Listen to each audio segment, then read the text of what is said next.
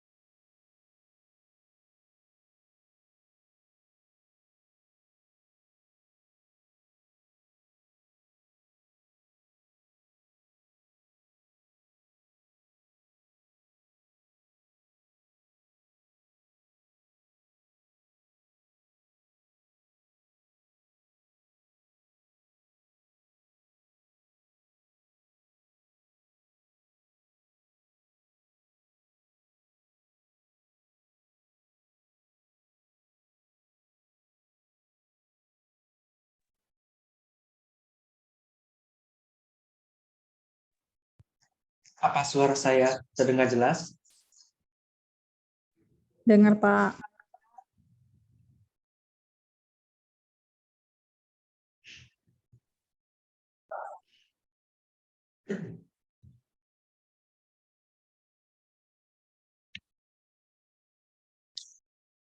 Oke, kita hari ini membahas contoh dari kakak kelas sebelumnya ya.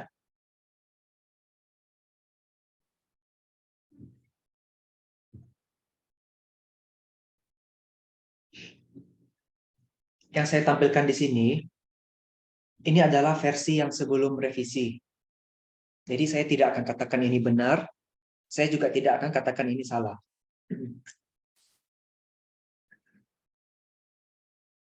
Saya lihat judulnya, tingkat kesulitan keuangan, tingkat utang, pertumbuhan perusahaan, pajak, kepemilikan institusional, terhadap konservatisme akuntansi. Berarti ada 1, 2, 3, 4, 5. 5 variabel X itu langsung saja disebutkan di dalam judul. Terhadap konservatisme akuntansi, ini variabel Y-nya.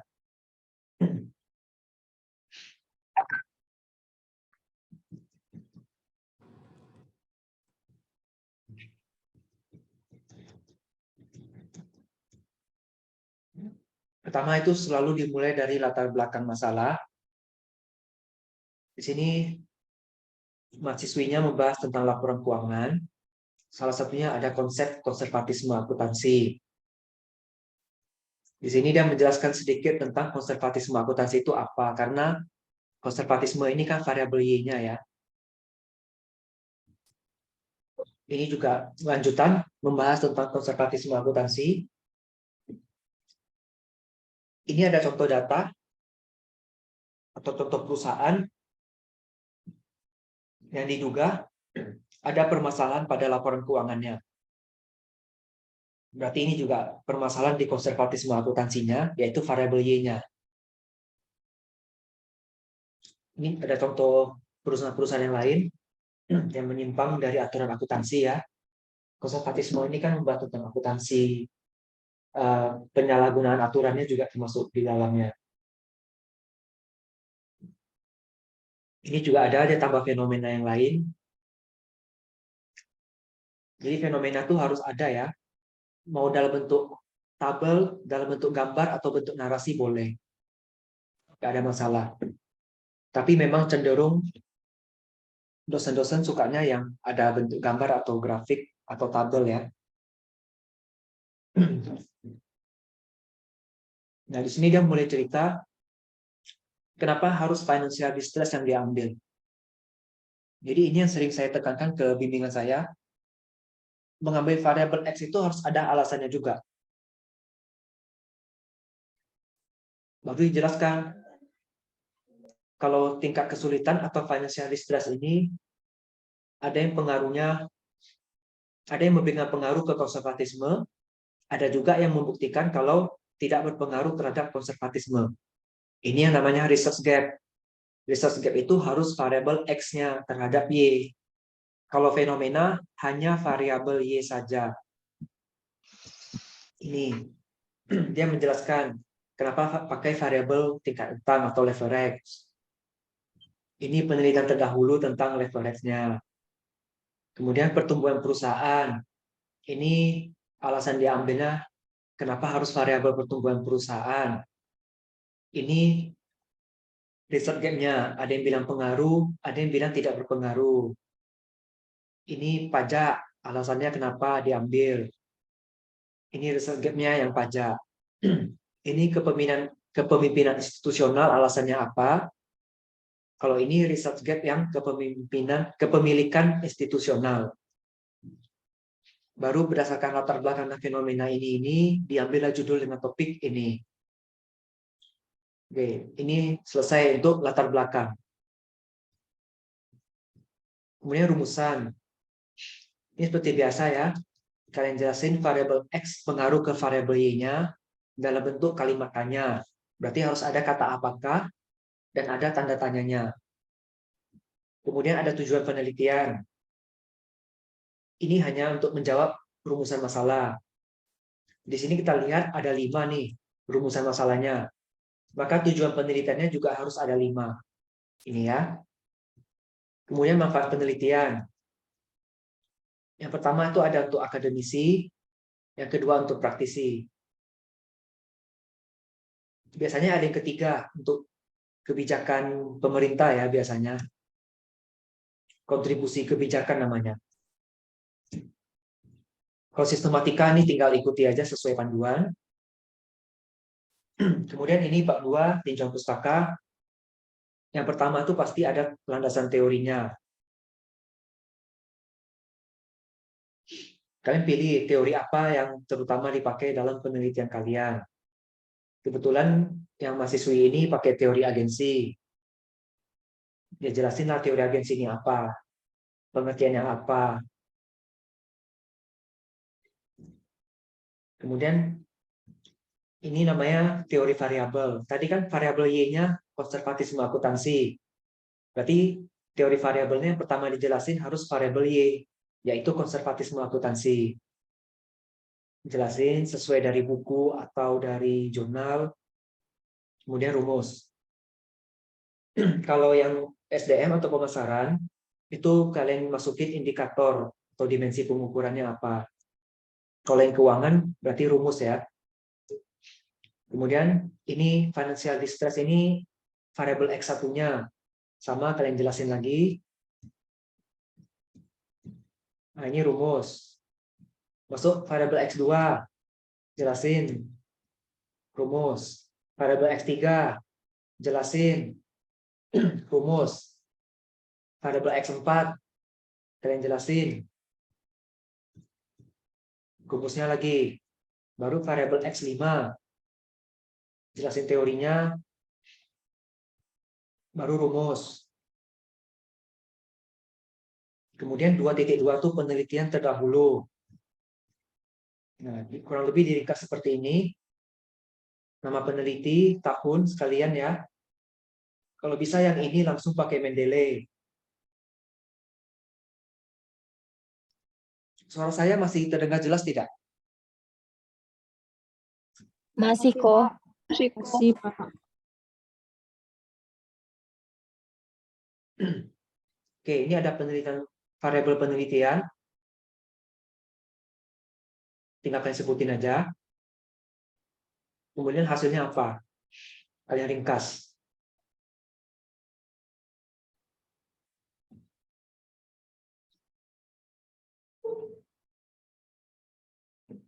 Lanjut terus.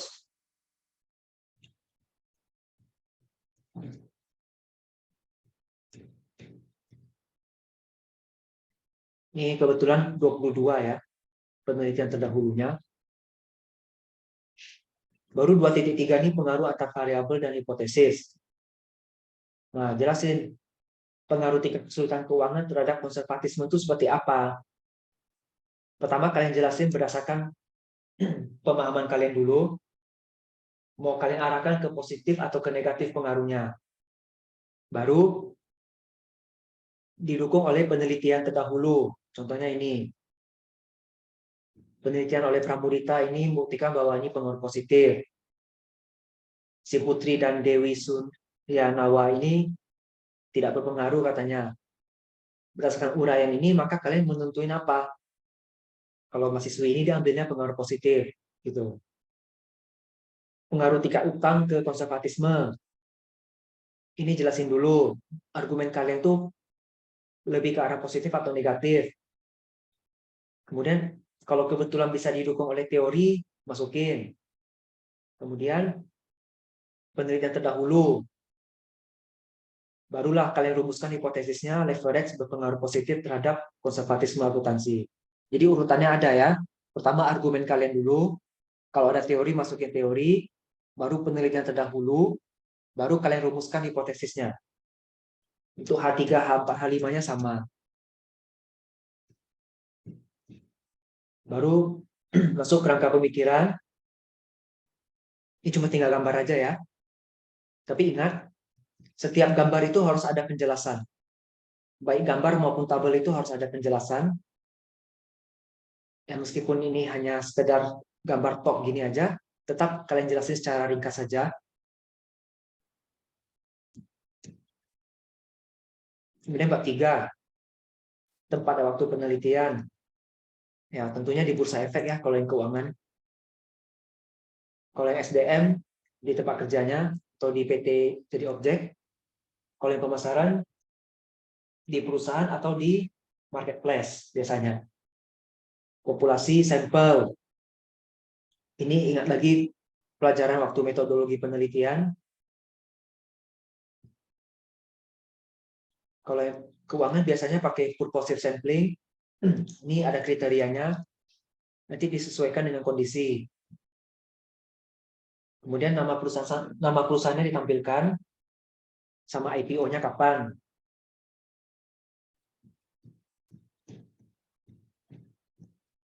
Ini jenis data. Kalau yang keuangan udah pasti data sekunder semua ya. Sumber data ini dari laporan keuangan tentunya, sama sumber-sumber lain yang diperlukan. Teknik pengumpulan data, dokumentasi ya, karena kalian hanya merekap data keuangan. Definisi operasional variabel, disinilah kalian harus jelasin rumus-rumusnya. Misalnya konak ini apa? Buat keterangannya. Konak ini adalah tingkat konservatisme. NI ini apa? Net income setelah depresiasi. Kemudian skalanya rasio ya, kalau yang keuangan. Sama jelasin aja. Ini kan hanya tinggal mengutip dari penelitian terdahulu aja. Teknik analisis data. Sebutkan kalian mau pakai apa. Regresi linear, pakai program SPSS misalnya. Sini kalian rincikan. Yang pertama deskriptif dulu ya. Semuanya pasti sama. Harus ada deskriptif terlebih dahulu.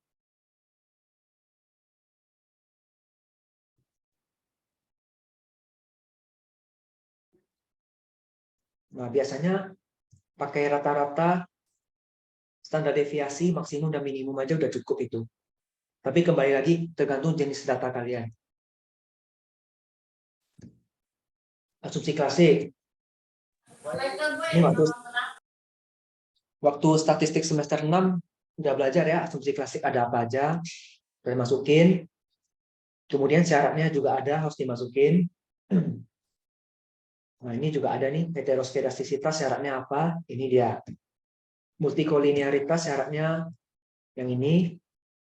Autokolerasi syaratnya yang ini. Kemudian analisis regresi linear berganda.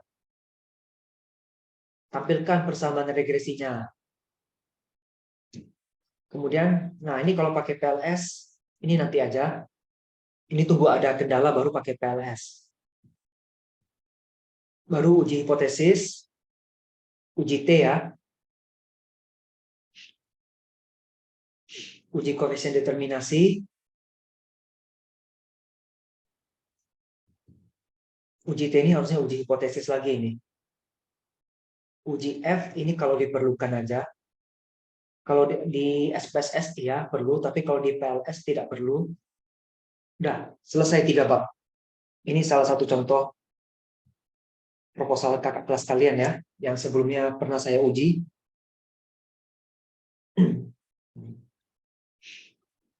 Ada yang mau ditanyakan dulu?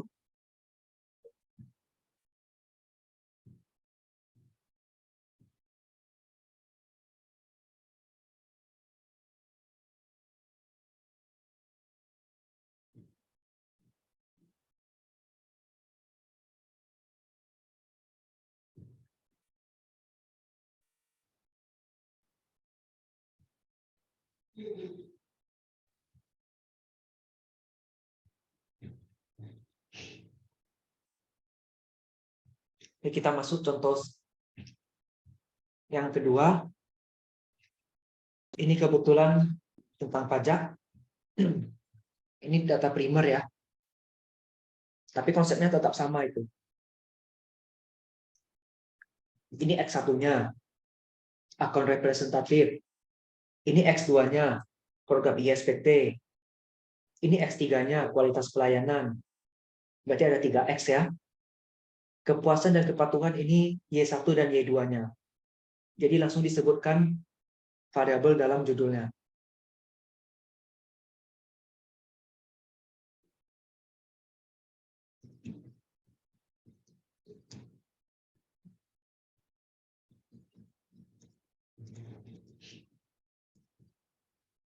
Nah, ini latar belakang. Pertama cerita dulu gambaran umum. Kebetulan dia ambil gambaran umum Indonesia dulu ya. Baru dia jelasin gambaran umum tentang pajak, tanggung jawab pembayaran pajak. Nah, baru dia bahas kepatuhan pajak. Ini kepatuhan pajak ini kan sudah variabel Y-nya tadi. Nah, ini juga kepatuhan pajak, variabel Y-nya. Ini masih bahas kepatuhan pajak. Ini juga bahas kepatuhan pajak. Nah, ini sudah mulai masuk ke Y1-nya. Tadi Y1-nya kan kualitas pelayanan. Y2-nya kepatuhan. Dia menganggap kalau kualitasnya bagus, kualitas pelayanan yang diterima bagus, wajib pajak akan patuh. Nah, di sini dia mulai mengerucutkan dari yang umum, masuk ke Indonesia secara umum, masuk ke pajak, baru ke kepatuhan, baru ke kualitas. Jadi dia mengerucut ke bawah ya. Nah, ini udah mulai fenomena, ada nampak datanya. Tingkat kepatuhannya hanya 71% per 7 November. Gitu. Kan masih rendah ini tingkat kepatuhannya. Nah, kemudian disajikan dalam bentuk tabel. Kurang lebih seperti ini. Kan nampak ini rasio kepatuhannya. Tiap tahun malah makin turun. Nah, ini kan jadi fenomena. Dan ini dia ceritakan di bawah sini. Oke. Dan ini hanya pengantar. Nah, ini baru masuk. Tadi kan variabel X1-nya tentang account representatif kan. Nah, ini dia sudah mulai cerita. Kenapa harus account representatif yang dipakai untuk menjelaskan perubahan pada kualitas pelayanan dan kepatuhan wajib pajak. Jadi dalam menceritakan bab 1 itu alur ceritanya harus jelas. Nggak boleh hanya sembarang caplok-caplok pendapat orang gitu ya. Ini karena kebetulan pajak. Kalau pajak kan memang ketat dengan peraturan ya. Kemudian dia sudah cerita tentang AR tadi kan. Kemudian dia cerita tentang ISPT di sini. Ini kan variabel X2-nya. Dia menganggap kalau dengan memanfaatkan ISPT ini bisa meningkatkan kepatuhan juga. Karena lebih mudah harusnya kan logikanya. Nah, dia sudah cantumkan dalam sini. Nah, kemudian ini ada result gap-nya juga. Accuracy prestatif, ke kemudahan pelaporan, dan penerimaan pajak dan kepatuhan pajak. Jadi alur ceritanya itu jelas. Setiap variabelnya ada, terutama Y harus ada fenomena, saya ulangi ya, Y harus ada fenomena, kalau X-nya itu adalah research gap.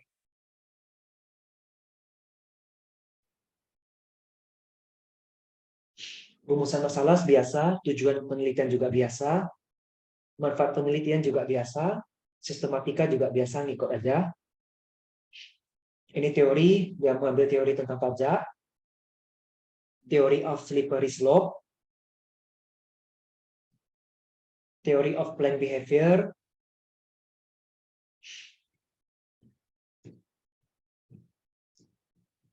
itu tadi teori utama ya. Ini sekarang masuk ke teori variabelnya. Ini kan variabel Y2 tadi, kepatuhan. Ini variabel Y1-nya tadi ya. Ini variabel X1-nya. Ini variabel X2-nya. Ini variabel X3-nya. Ini penelitian terdahulu, seperti tadi. Nah, ini bagus. Dia sudah langsung pakai Mendeley ini. Peneliti dan tahun, variabel sama ringkasan hasil.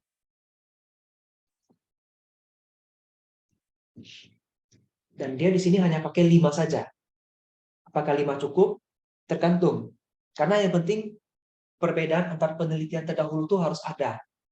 Jadi kalau sudah ada ya nggak ada patokan harus 5, 10 atau berapa gitu. Yang penting ada perbedaan hasil penelitian. Karena dalam satu jurnal terkadang bisa orang tuh pakai 2 atau 3 variabel kan. Kemudian ini pengaruh antar variabel dan hipotesis.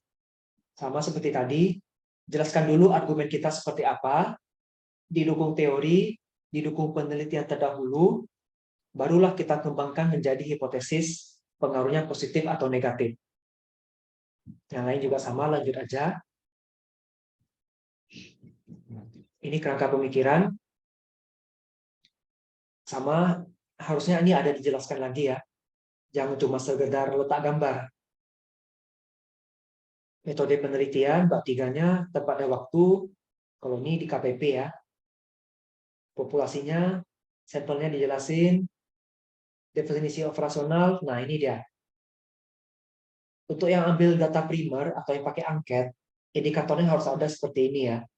Dan skalanya interval. Jadi semuanya ada. Jenis data berarti ini primer karena data angket ya. Sumber datanya berarti diambil dari angket yang diisi melalui Google Form. Itu boleh. Ini analisis datanya deskriptif.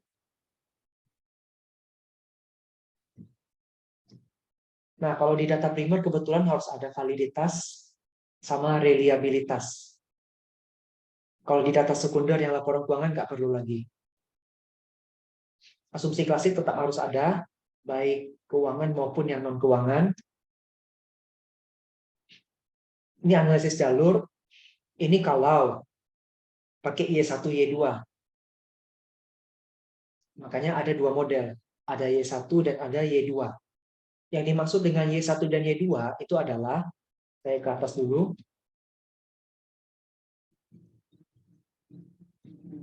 Ini, Y1. Ini kan ada 3 variabel yang panahnya masuk ke Y1. Kalau Y2, ada 4 variabel yang panahnya masuk ke Y2. 1, 2, 3, 4. Makanya persamaannya ada 2, di mana yang Y1-nya ada 3 variabel penjelas, yaitu X1, X2, dan X3. Kalau Y2 tadi panahnya ada 4 yang masuk, berarti ada 4 variabel penjelas, yaitu X1, X2, X3, dan Y1. Ini yang namanya variabel mediasi. Y1 berperan sebagai variabel mediasi atau intervening. Kalau moderasi itu lain lagi. Kemudian koefisien determinasi tetap ada seperti biasa. Uji parsial, uji T ini sama dengan uji hipotesis. Nah, ini udah bab 4, langsung lagi.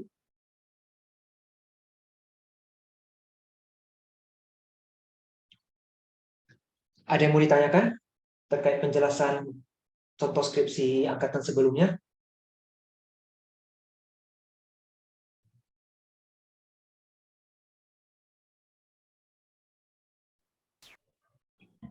Yang itu Pak, manfaat Ya, penelitian yang ada 3 itu, yang kebijakan, yang tadi dua-duanya memang nggak ada Pak buatnya.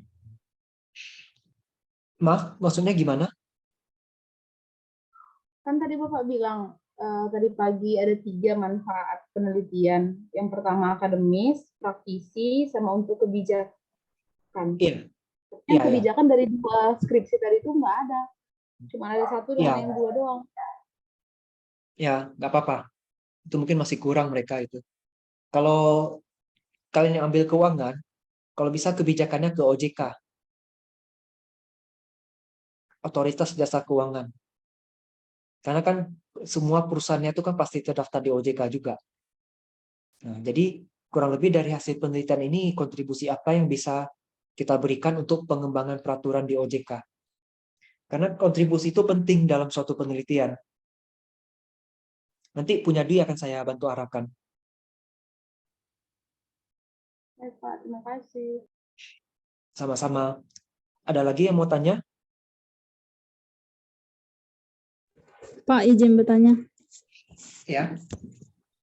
Kenapa yang di kerangka pemikiran itu dia harus dijelaskan, Pak? Maksudnya dijelaskan kayak mana, Pak? Soalnya kan rata-rata kalau dilihat kayaknya nggak ada penjelasannya. Saya tanyakan balik. Kamu hanya letak gambar gitu, orang mau pahaminya gimana? Kalau nggak ada penjelasan. Orang hanya bisa nebak-nebak kalau kamu nempel gambar aja.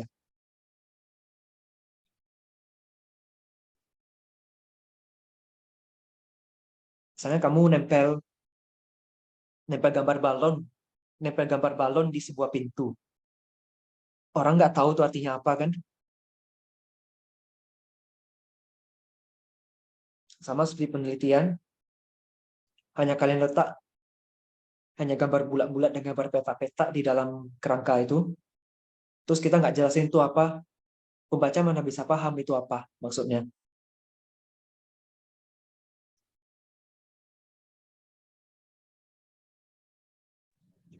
Iya, Pak. Berarti jelaskannya di bawah itu, Pak? Ya, Atau langsung dalam tabel itu? pokoknya setiap gambar, setiap tabel harus ada penjelasannya. Boyke? Ya Pak, Iya, Boyke.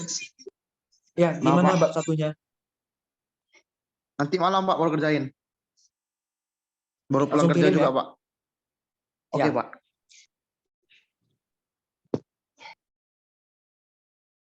Sali? Gimana Sali? Jesse? Iya kok. Jesse udah saya kirim tadi ya. Iya kok.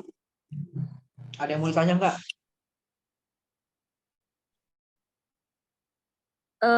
Nanti saya japri aja kok. Oke. Sali? Linda? Lili gimana? Lilis?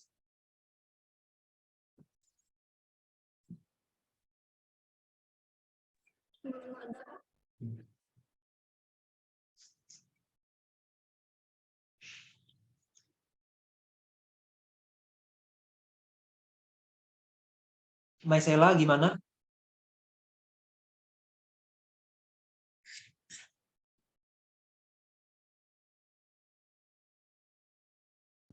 Nggak ada kok, Pak. Suaranya kecil, Mas Ella.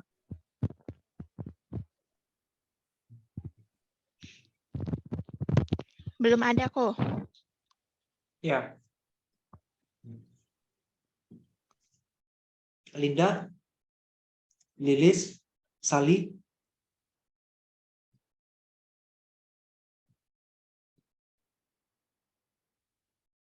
Belum ada kok.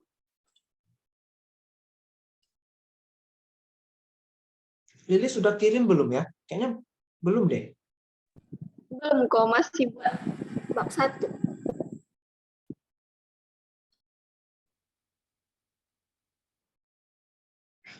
Linda, Sali, gimana? Belum, Pak. Masih bab 1 juga. Fenomena kamu udah dapat belum, Sali?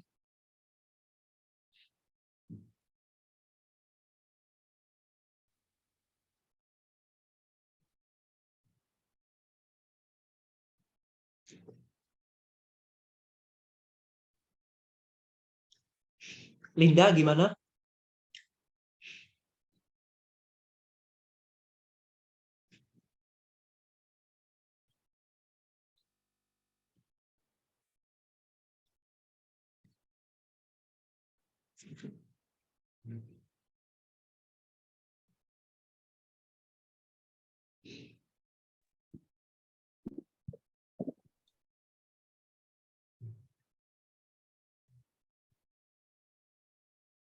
Ada lagi yang mau tanya?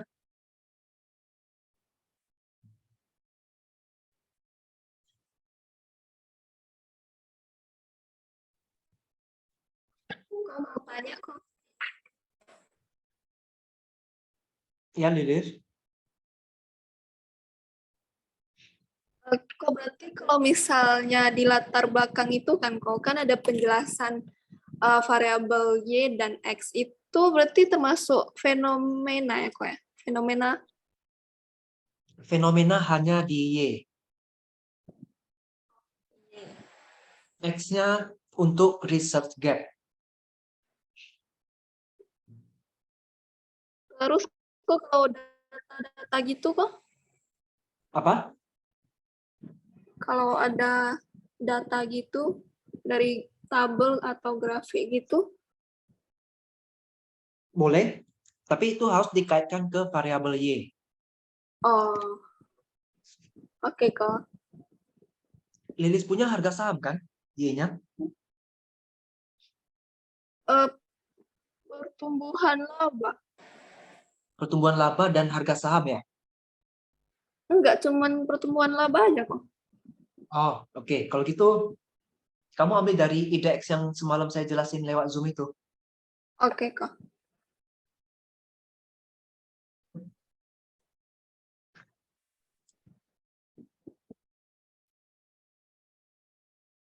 Tinggal 4 menit lagi nih. Ada yang mau tanyakan?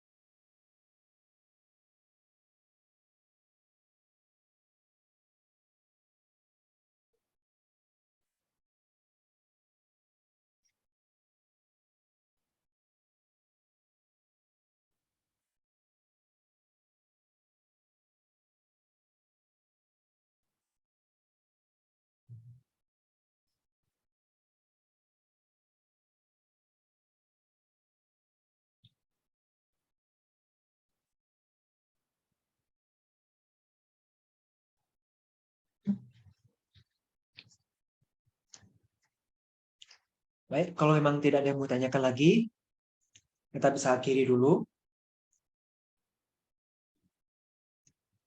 besok kita lanjut Zoom lagi ya. Terima kasih sudah hadir malam hari ini. Dan sampai jumpa di besok hari ya. Saya akhiri Zoom-nya.